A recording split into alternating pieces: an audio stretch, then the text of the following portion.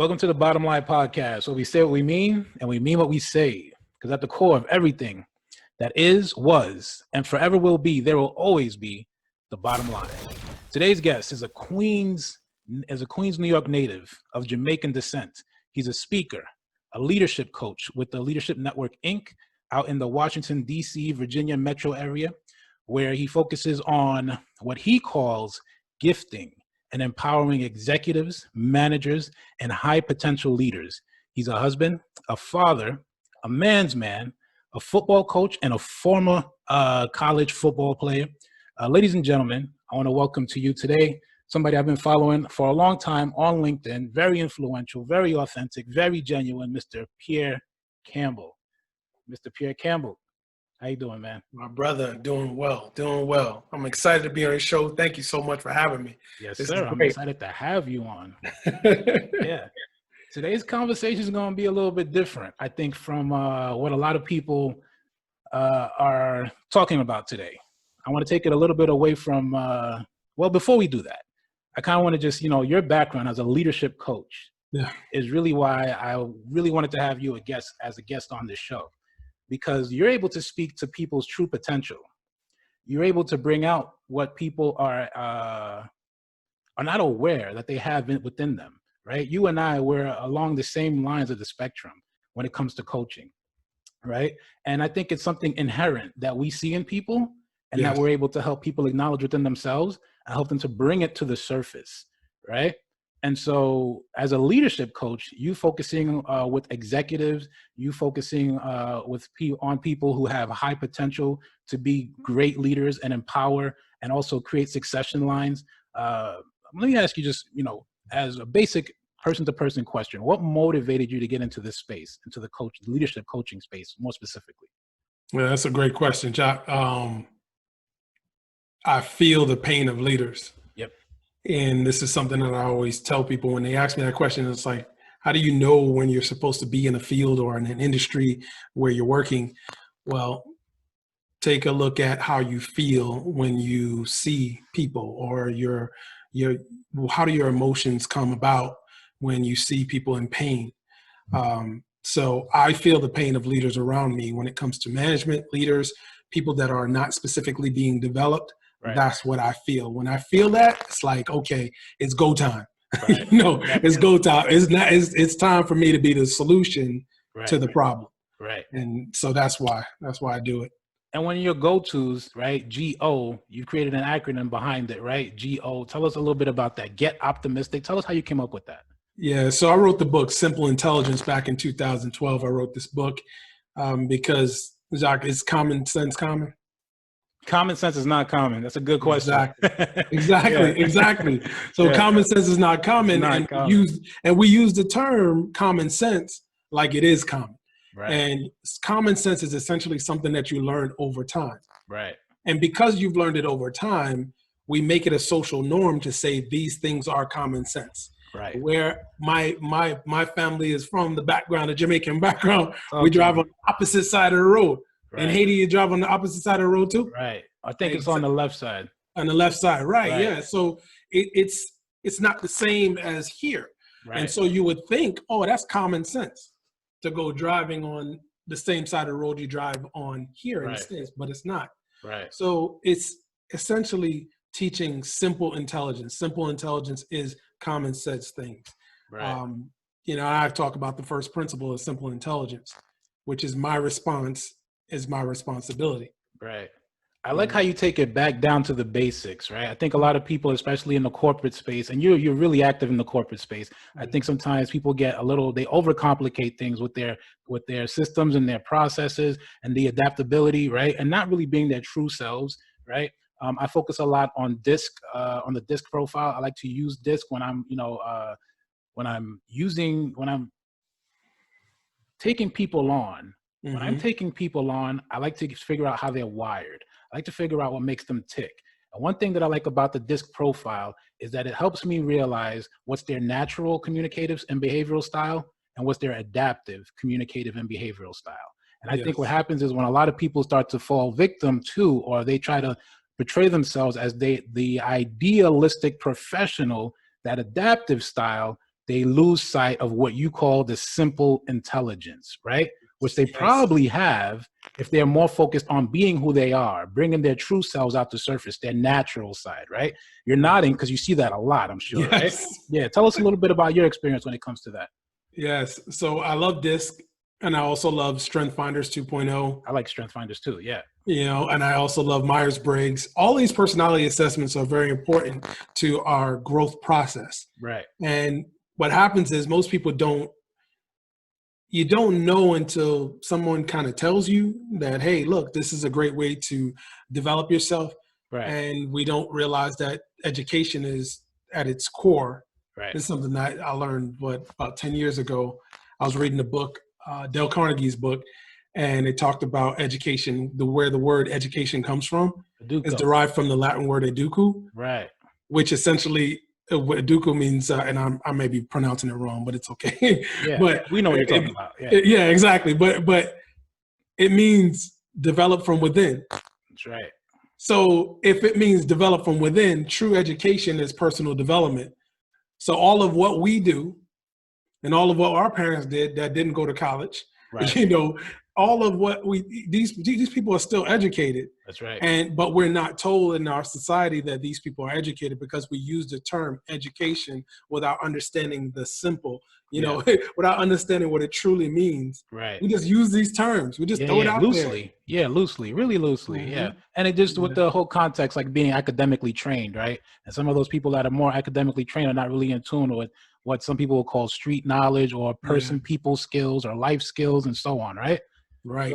So, you know, let's go back to what you're talking about before, what motivated you to become a leadership coach. You talked about the pain, right? You feel the pain of a lot of leaders who are going through challenges, jumping through hurdles to be the best leaders that they can be, probably without a blueprint, probably without a guidebook, right?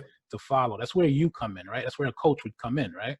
That's right. That's right. Okay. So I used to be a campus director. I managed a couple of campuses, opened up a new campus when I used to work at Strayer, and I moved around in different cities. I was single at the time. My wife was single. She worked there too. And you know, she opened up a new campus. So I was like, and I was the type of guy, they asked me, they say, hey, do you want to be a campus director? They knew I was a leader, and I was an admissions officer first. And then they were like, well, you know, you want to be a campus director? I'm like, I can do that. It's like a head coach of a football team. I can do that. Right. So I just took the skill set of leading and managing, and I just brought it over to being a campus director. And I was like, you know what? Let's go. Okay. And that's when I realized that there were a lot of people being held accountable for goals that were either fictitious goals or just goals that they were just being throw a dart at the dartboard and just say, oh, that number right there. You got to make that goal for this quarter. Right. And they weren't being developed, Jock. Right. And to me, I would feel the pain. So I created this simple intelligence leadership model, this simple intelligence management model, to help people with the guidance, give them, it's a framework. From step one, from step A to Z kind of, right? Oh, yeah. Very simple steps. Right. And that's what I use to coach these frameworks, coach leaders with that. Right. And I coach managers, because there is a difference between leadership and management. You got it. Yep. So there is. Yeah. So let's tie this to, so what I'm seeing in my world, right? Because I do a lot of like startup coaching. I do a lot of, my Dreamer Development Program focuses on sales and business coaching, right? And what's happening right now with the virus and a lot of people having to work remotely, or some people not being able to go out to those lunch meetings or do the elbow rubbing, right? I've got people that are working in biz dev also who have to find ways to pivot right now. And I'm getting this sense of, there's this crazy sense of anti-masculinity that I want to touch on today, right? And I think that it's something that, you know, it can be, when we look at the root of where this comes from, I think it lines up perfectly with what you're talking about. It comes with a lot of pain, right? Where I want to speak specifically to people who are in powerful positions, people who are in positions where they are the head decision makers, where they have to be, you know, bottom liners.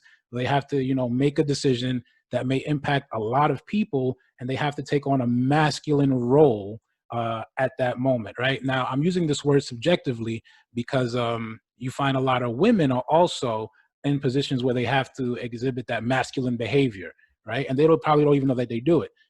you and I would probably think that, this is more of a man, of a man's behavior, right? And it does happen. It's pretty common, but then it's also not received well, right? So again, we're talking about people in leadership positions where masculinity can sometimes be misinterpreted as toxic masculinity. I want to get your viewpoints maybe a little bit in your world as a leadership coach and what you've seen where masculinity may have been an issue, or it has, maybe it was misinterpreted as something that was toxic. Can you speak to that a little bit? Absolutely. You said a whole lot, so I'm going to try to break it down. Sure. I'll definitely try to break it down. So the word masculinity is dealing with specifically with males. And so when I use the word, me specifically, when I use the word masculinity, I'm speaking from a male perspective. Right. When I'm speaking about a female, I say a feminine. That's two totally different things. Male, female, that's gender, right? Strength, confidence, and your ability to lead people comes from knowing who you are.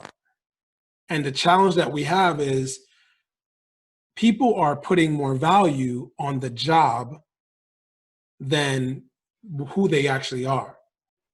So what happens is people go into the workplace and they move up in the workplace. They become manager, they become executive, and then they become CEO, whatever, and they open up a new business. They're owning their own business. And what ends up happening is they forget sometimes who they are. And the true value is actually in the individual, not so much in the job.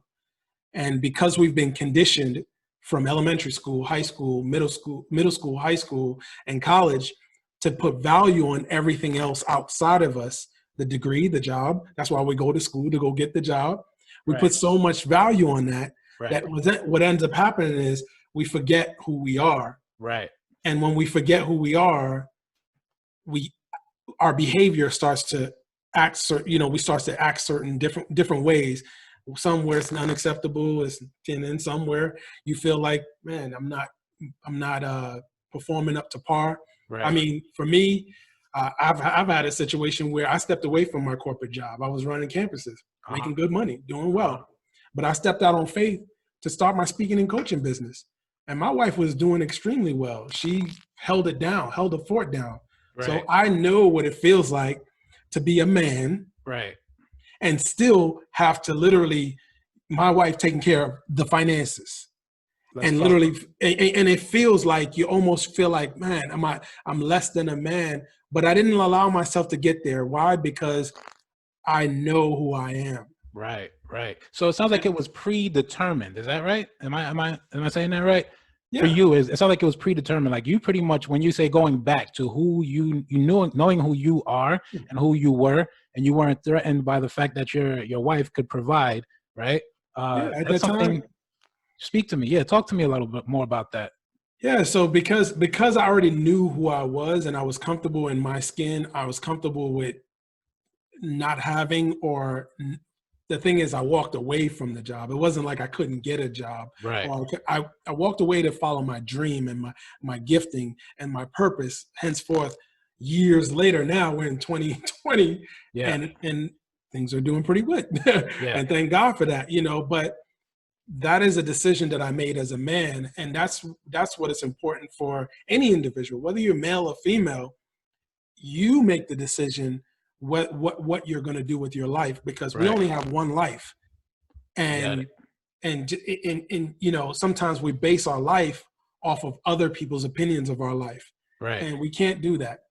Now, granted, if you're married, yes, you have to make sure you take in consideration your spouse's thoughts and everything about same that. page, same paragraph. Oh yeah, because I mean, she was like, okay, you gonna keep doing this, you got bills. Yeah. So I had to go back to my roots, Right. My roots was Jamaican. So you remember back in the day in Living Color, Jamaican have 10 jobs. So we have 10 jobs right now. So there it is. we have 10 jobs right now, Yeah. So, let's peel that back a few layers. Let's peel that back a little bit. Let's talk about you, man. I want to talk about you. So you said, and this is something I think is key. The reason I wanted to have you on is because a lot of men need to see this example, right? Specifically men who are suffering with, feeling like they're emasculated because their wives have to take on the new role and be the provider. And that's how they define themselves. That's who they thought they would be, right? So I'm glad you decided to feature, to come on and do this show with me, right? Who were you as a kid? What kind of kid were you to your family? What kind of kid were you in school? Was it imposed on you, Pierre, you're going to be a man? Or is it something that you just developed naturally? Like, who are some of your influences, some people you followed, like as a child? What kind of kid were you? So I was the type of kid that fought for my friends, always got into fights for I had the friends that were not necessarily the most popular ones at the time. Right. They weren't maybe like the athlete, and someone would be picking on my friend and I would jump in. I wouldn't ask any questions. I would just jump in and you're going down.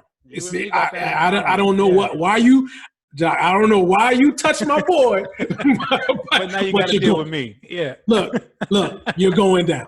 Yeah. I love it. So I was always the protector, and the same thing my family, like whenever they would have arguments, anybody in the family would have argument, I was always the kid that, and it's so funny because right now, if my wife and I get into an argument, I can see Anthony, my son, act the same way. And I'm like, yo, wait a minute. I have to take a step back and say, wow, that's me. Now, we don't hold our arguments. We just have the argument and then it's done later on. And then like 5 minutes later, we're laughing and joking. And I think that's the way we should be. It's like, be able to disagree and then feel like, you know what? All right. Yeah. That's not going to make me leave you. I ain't going nowhere. Disagree, kind of, right? Yeah. So I was always that kid, just to answer your question clearly, I was always that kid that would protect. Yeah. I would listen. And then I only played 2 years of high school football, August Martin, Jamaica Queens. Right. And I didn't want to play football. My best friend brought a pitcher into this homeroom. Yeah. And he was like, he'd been begging me since freshman year, sophomore year. And in the spring, the end of sophomore year, he's like, here's our team picture. And I'm like, wow, I want to be a part of that. Yeah. You were solid though. I saw you put something up on LinkedIn, old footage from like 90s or something, right? And what were you, a lineman, right? No, I was a linebacker. So I played arena football after college. So I ended up playing arena football in different teams, different cities. Okay. I went to Jacksonville. I played in Jacksonville with the Tomcats. I played in South Carolina, and I played my last team that I played for was in Texas with Lubbock Lone Stars. So I put that out there just to share, because people don't know, the things that you've done in the past. Right. They just know like leadership coach. But I think the reason that you put that out was really too, and I looked at that post that you posted, was you wanted to stand out amongst other people. You wanted to be unique. And I structure a lot of my Dreamer Development Program around creating that unique value proposition, right? That UVP, that construct your narrative around that, right? And so when you were doing that, you were showing people how you can run different drills. And you can just split into different drills without even breaking. It was just like circuit from drill to drill, right? And that made you unique in your skill set, right? So I appreciated when you put that up, because I was like, look, he's versatile. He's not just one dimensional. And that's what people would want in an athlete, right? So exactly. You know what? Yeah. You know what's so funny about that is because that was shot back in when I was playing arena football. That video that you saw, because I just remember which one you saw. That video was done as an audition video for or an actual TV show. This is when they first started doing reality TV shows, and the reality TV show was named Linebacker U. So they were looking for undrafted players and players that were drafted that were out there ready to try to get back into the league. So they created this reality. CBS did it, but then they dropped it. But that was the video I created as an audition tape. Yeah. And that was crazy. Video. That was a really good video. Thank you. Thank you. Yeah. Let's talk a little bit about anger and aggression, right? Because anger and aggression are tied into toxic masculinity, right? Yeah. And sometimes when people face disappointment, especially as a leader, you have real deadlines, hard deadlines, and you have to take a no bullshit approach, pretty much, right? That's pretty much what it is. It's like, we got to get this done. This is the deadline. I'm answering to higher ups. Sometimes, leaders have to report to stakeholders directly. Right. They have to report to executives that are directly above them. So there's a lot at stake, right? And so when, targets are not hit, goals are not being met, right? Anger and aggression does seem to take precedence at that point. And it's unfortunate that it can ruin a relationship, right? A professional relationship, sometimes, you know, an intimate relationship, and it can be tied in again to that toxic masculinity. It looks to me like you were able to redirect, or if you had any, right? Because of course you're the kind of kid that was protecting his friends and standing up for what was right, right? So there must have been some kind of aggression, some kind of anger that later on you were able to redirect, right? And use it to get you where you wanted to be in football, it looks like, right? Were there instances as a young man, right, that you were probably not aware of your anger and of your aggression as a masculine alpha male? Can you speak to Yes. that a little? Yes. And so everyone goes through this, right? We're all growing as individuals. And when you think about a young man, or specifically a young Black man, I'm talking about myself and you, Yep. we see so much trauma in the world. I remember back in the 90s when drugs was just dropped in Queens. It was just dropped there. It just seemed like it, boom, it just came out of nowhere. Right. But like, it's crazy because we see so much trauma over the years, and our music is traumatizing, consistently traumatizing us. That's the trigger. Yeah. Yeah, it's kind of like, you know, you're so used to it. So over time, with street smarts, with self-awareness, you just develop. What I've done is I've developed this understanding. That's why the first principle of simple intelligence is my response is my responsibility. Right. Because I realized that I was a hothead. Right. Like, I realized that I should have probably thought before I. Impulsive, huh? What? You and me both. Yeah. What? My mom was so happy when I joined football because something to do with this energy. Yeah. Now I was able to protect my what? My teammates. There it is. That's a whole different ballgame. I could take my aggression out, you know, I'm telling you, the first time I went out and played, I was crying. I was in tears. Everybody was like, "Why are you crying?" I said, "Because I love this." And I got my head knocked off. Okay. And I was like, "I love this." And they were like, "You are crazy." And I was like, "Hey." Yeah. Why? Because I realized that I had a way, and I think that all of us as males, we have to have a way to channel our aggressions. Right. In a way to kind of to just compartmentalize and just kind of make sure that we have different outlets. Right. And that was a great outlet for me. Football was amazing for me, you know. And now, you know, I look at, I try to limit the amount of negativity. Well, I do it. I don't play. I don't try. I do it. I limit the amount of negativity that I consume. Yeah. You know, because it's all being programmed into your subconscious mind. Sometimes you don't even realize you're being programmed. Yeah, I had a hard time playing team sports, man. I couldn't really listen to the coaches. They were a little too aggressive for me. My father was more like a drill sergeant, so I could only handle one at a time. You know what I mean? If you know the Haitian alpha male father figures, right? They're drilling it down. They're like straight up drill sergeants. So if any coach ever spoke to me the wrong way, I was like just losing it. And I was, you know, I couldn't handle authority at that age. You know what I mean? So it's good to hear that, you know, and I see it too. I put my son is in team sports, right? And he's also, you know, does taekwondo. So I see him and I find ways to redirect his energy as well. But what happens a lot too, I think, is that the fact that you're not aware of it, you may not be aware of your anger, of your aggression, because if you're not aware of it, you can't redirect it, right? And this is happening today, especially because of what's going on with COVID. You hear a lot, and I don't want to make it sound like, you know, everything is peaches and roses because everything is opening back up. It's not. You still have a lot of, you know, verbal abuse on both sides. You have a lack of accountability on both sides, both male and female, depending who the breadwinner is, right? You do have a lot of masculine alpha females, right? And I want to just, you know, I'll drop the masculine and just keep it as alpha and say you have a lot of alpha females, right? Yes.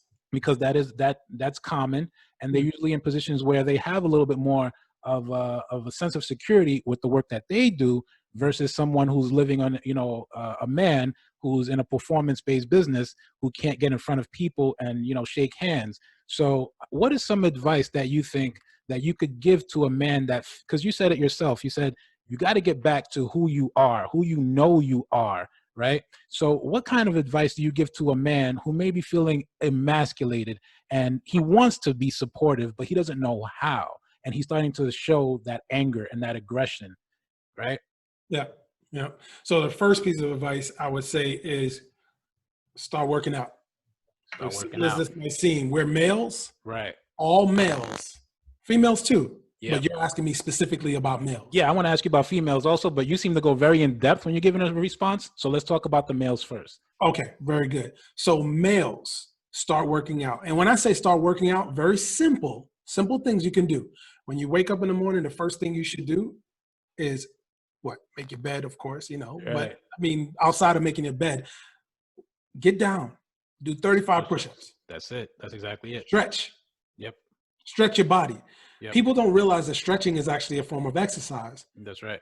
Whenever I'm about to be 44 and I can tell. Young man. Yeah. Oh, yes, young man. Yeah. But I can tell that my body, I can't, because I played professional football and all those years in college football, I can tell that I cannot just get up out of the bed and not stretch.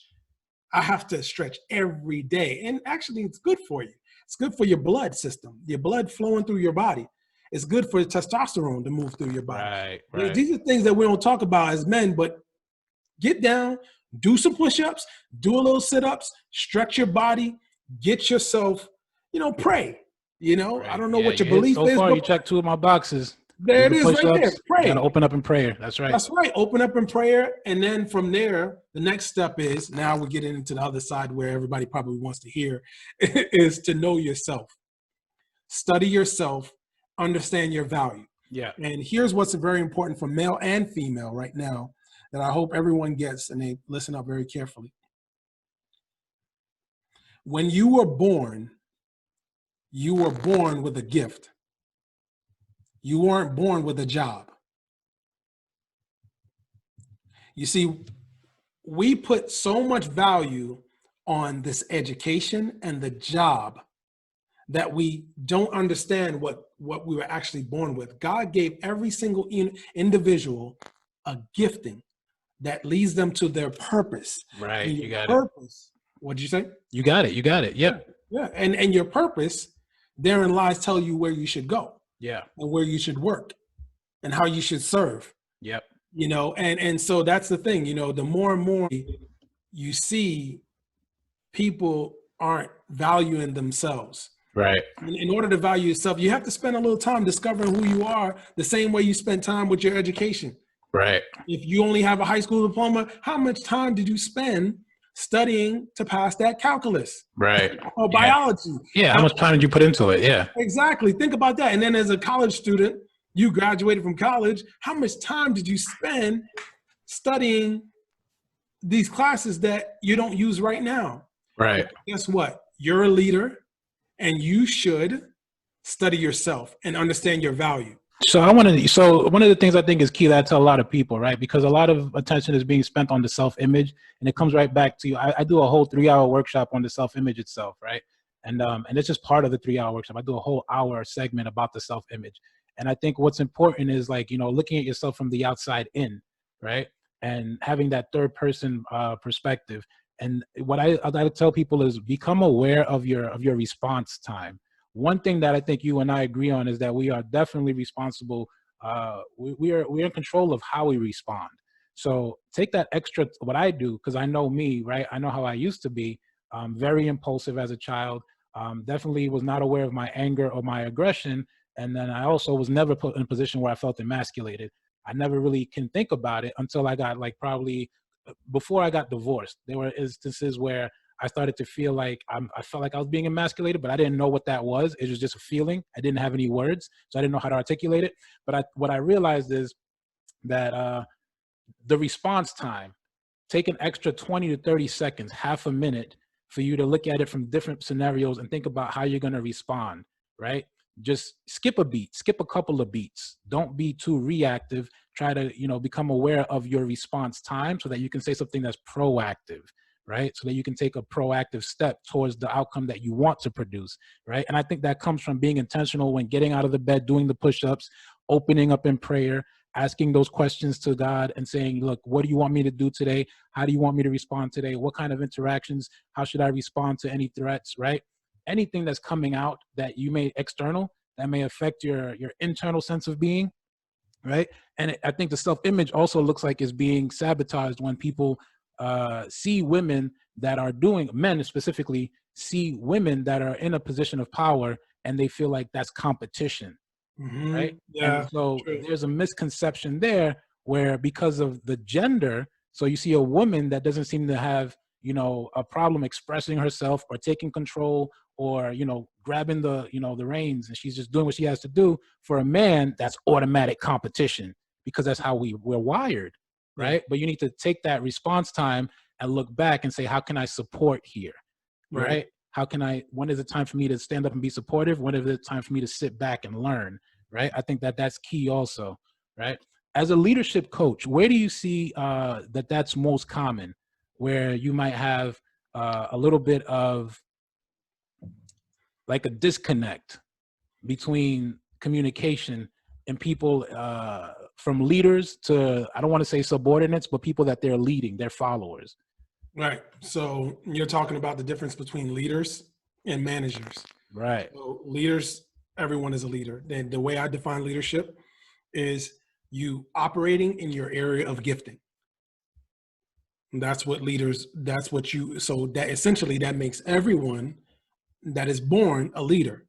Now there's a difference between leadership and management. So management, on the other hand, is as a manager, you're responsible for other people's performance.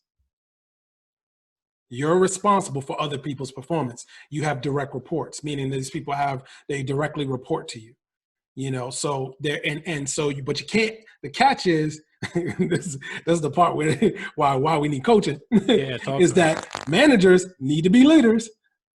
Just don't know how. A leader doesn't necessarily have to be a manager. Right. But a manager has to be a leader. Right. And so that is very important for people to understand.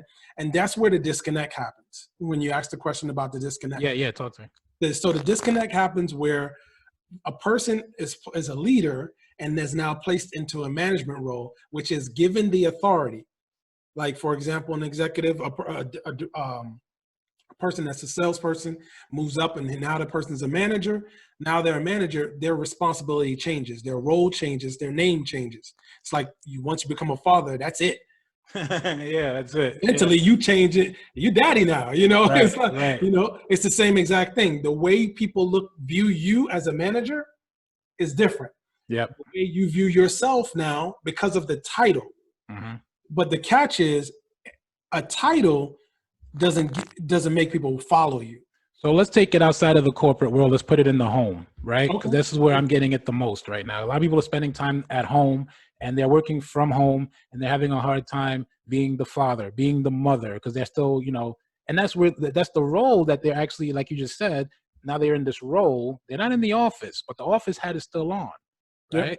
And it could be the kids want to play, but mama's got to pay those bills. Right. So mama's the breadwinner right now. And mama starts exhibiting these masculine traits, right? These quote unquote masculine alpha traits, right? Mm-hmm. And papa now is stuck with the kids, or mm-hmm. vice versa, right? Where it could be papa has to work, right? And papa's the breadwinner and mama's the one who, you know, who's saying, well, when are you going to come have dinner? When are you going to shut everything down? When are you going to put the screens away, right? And then he starts to exhibit that masculine behavior. What do you think is going on here? I got to pay these bills and so on, right? So how do we transfer that to the home? What are some words, words of wisdom that you would give men or anybody who's in a leadership role in the home to make those adjustments?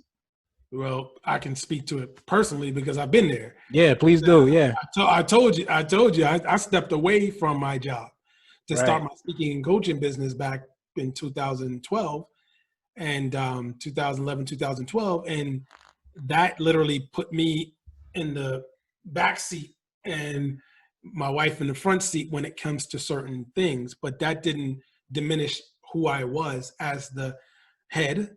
She's still, as she likes to say, she's the neck.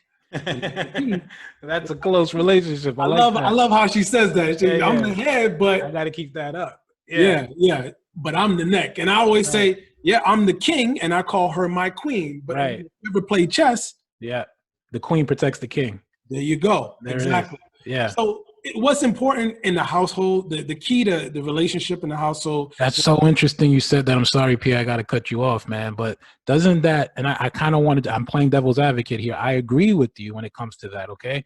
But the perception out there is that how can the queen protect the king? Isn't that emasculating? Can we just peel that back a little bit? Because a lot of guys are not ready for that level of vulnerability.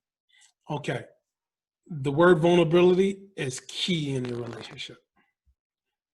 But the challenge is, we as men, it's tough to be vulnerable because we've been taught to be strong, and rightfully so. You need to be strong. Don't get it twisted. Also the protector, right? Yes. The protector. That's why we're built. He's the protector. Right, because that's why we're built this way. That's why our bodies are built differently from a female. Okay, you're built to be a man. Your body is structurally different. So that's why you feel the way you feel. And it's okay, but when you don't talk about it, when you don't communicate with your wife or your partner, that's where we have the challenge, and that's where you have the disconnect. That's where you hit the toxic masculinity right there. Yeah, there you not go. willing to ask for help, not willing to be vulnerable, not trying to take everything on and be the martyr, right? That's where, right there. I think men need to hear that from a man's man, because I say it all day, right? But I think the more that we can get that word out to, get the message out where it's empowering and it's not emasculating, right? So just to go right back, just to repeat what you said, right? Men need to be strong, yes. But we need to be able to communicate.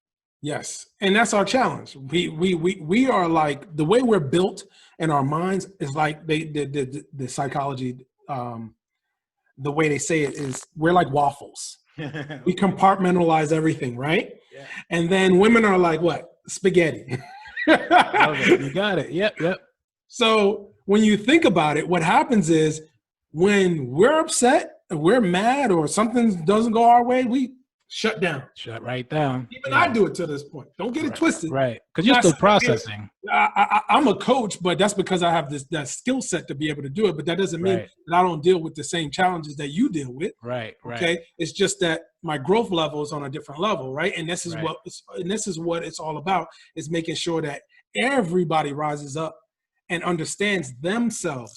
Right. You see, once we start to compare and we start to look at other people's, man, if you go and start looking at, the family across the street, they're doing better than me. You don't know who beating up who in who house.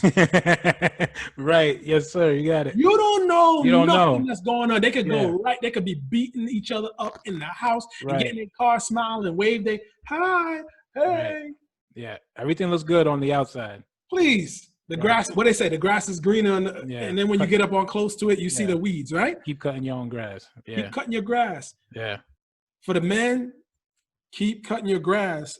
Keep empowering your women. We are built to speak into our wives. Right. Okay? We are built to speak into them. Why? Because we are built that way. We're built to speak. Right. We are receivers. I think, biology, but anyway. Yeah. You're right on the money, man. You and me are both, we're on the same frequency right now. I think Myles Monroe said it best, where he said, women are the world. They're the earth. Whatever you plant into a woman, she will multiply. So if you plant negativity, she will multiply negativity in abundance. If you plant positivity, she will plant that. She will multiply that in abundance. Myles Monroe was one of the guys that I listened to a lot that made me say, you know what? Yeah, rest in peace, right? From Barbados, real, executive leader. When I started listening to him, I started to get more of an understanding of what a true man is. You know what I mean? Because he was able to explain it in simple, like you use your words, simple intelligence, right? So one more thing for you. I just kind of want to get your feedback, maybe your perspective on this. Is it fair to say that women are more emotionally mature? Is that something that a man can accept? Is that an excuse that a man can use to say that I don't have to be aware of how I feel. I don't have to really, talk about how I feel. You've been, women are just more emotionally mature. Do you think that's a fair cop-out? Or is there any fact to that, would you say? Is there any truth to that? I think everybody's different. I think everybody's built differently, and male and female are wired differently. We are wired differently, but I don't think it would be a good idea to label all females as more emotionally intelligent than than males, because it depends on their growth spectrum. It depends on where they are. You could have somebody that's 50 years old and just immature as hell. That's bro. right. Yeah. Like, come on, bro. Like, stop arguing with these people on social media. Like, please, you can't change their mind. Right. And it's just, like, they take away. Listen, they are who they are. Mm-hmm. Yeah. You know, they don't want to like us. Hey, focus on the people that like us. Right. Empower the people that like us. Right. The people that are for you. People that are for you, you know, and just, but so, you know, I'm very careful with generalities. Mm-hmm. I speak because I know the position of, as a coach, what I do. Right. So I'm very careful of how I say, like, oh, this whole general, you know, this population. You're very aware of the nuances, man. Like, just in your presentation, you're very aware of the nuances so that you can get to a place of simplicity, so that you can share it and you can teach it. Right. So I can hear it in all your content. You're very aware of all the nuances, all the caveats, and you present that out so that people can tie into it, and then they can, you know, relate. Right. Because it's about relatability. Right. I think that I see a lot of that in your content. Yeah. And thank you for saying that. That is intentional. That is going back to practicing what I teach. Right. I teach simple intelligence. I teach that your gifting is more valuable than anything outside of you. Everything that's outside of you can be replaced. And you get a job. Yeah, you can be fired from a job, but no one, and Dr. Myles Monroe said this, no one can fire you from your gift. That's right. No one, listen, and see, once we as men and female and male and women get this, we have a better understanding and a grasp for ourselves. We can control, because we want control. That's what brings anxiety. Control. That's right. Control brings anxiety. The reason why we're, oh my God, is because you want control. Yep. So gain back your control. And I'm empowering you right now. That's what we need, Jacques. That's what we need, man. Yeah. Empowerment is the key. Empowerment. To the empowerment, not authority. Yep. And I really want to make this point because it's important for leaders to understand this across all industries. Whether you're in your house and you're a leader in your house, right, or right now we're seeing this situation with the police officers. Right. They have authority, right, but they have not been empowered. Right. Okay. What does empowerment look like? Empowerment looks like this. If someone, your coworker, your colleague as an officer is doing something that is not right, and you know that is not right, you as a leader got to step up. You're supposed to step up. You got to step up. Yeah. From a human being perspective. Yeah. Human to human, male, female, nothing. Right is right, wrong is wrong. Right. What is that? Yeah. And that's across the board. And that's all industries. I just brought it up, but police officers, because of the fact that we're dealing with this is what's going on right now. Yeah. You got a lot of black men who are afraid to go outside. Yeah. Mm-hmm. So it makes a lot of sense. One more thing. I just want to, when we get to the bottom line, right, it's usually about that common denominator, right? That thing that continues to repeat itself over and over and over. And as long as you've been in the game, right? And I'm not talking about just as a coach, as a man, right? And we're talking about masculinity versus toxic masculinity. There is a reoccurring truth for you. There must be, because you're extremely self-aware. And not only are you self-aware, you're not keeping it to yourself, you're sharing it with the world, right? So what is your bottom line? What's that common denominator for you? That truth that keeps repeating itself over and over that you want to leave with the people? I know who I am. And it is important to understand who you are. Once you discover who you are, you're not afraid to do anything that is called from you as a leader. You can stand for something when you know who you are. You can actually be more of service. You also value people more. Once you know who you are, then you love yourself, then you love others. It is very easy to love others when you know who you are and you value yourself. But if you don't value yourself, then, and you put the value on everything outside of you. And by the way, I'm like a broken record player, because that's what coaches do. That's what managers do. Right. I do that really. Repetition is key. That is, well, it's programming. Yeah. We've been programmed our whole life. Right. This is the reason why you see the things that you're seeing right now, and it happened 400 years ago. Programming. Right. How could someone do the things that they're doing right now today? Right. This is the simple answer. They weren't all maroons. We try to make it. Yeah, we try to make things complicated, but it's not complicated. I mean, it's programming. Right. People have been programmed to act a certain way, believe certain things. The reason why we believe in God is because that's what we've been programmed to. Yeah. If we were in an environment where we were never exposed to it, exposure is the key. Be interesting. Yeah. So my thing is, I know who I am and I know my purpose on this earth. Regardless of what job I do, where I go, I'm always going to do this. There's a funny story. Back when Randy Moss, you remember when Randy Moss got drafted back in the day? Yep. Okay, so when Randy Moss got drafted, he was interviewed on ESPN, and they asked him this question: if I shook you at 4 a.m. in the morning, they say, Randy, wake up, I need your help. What could you do? And Randy sat back real cool and smooth. You know how tall and slim. Right.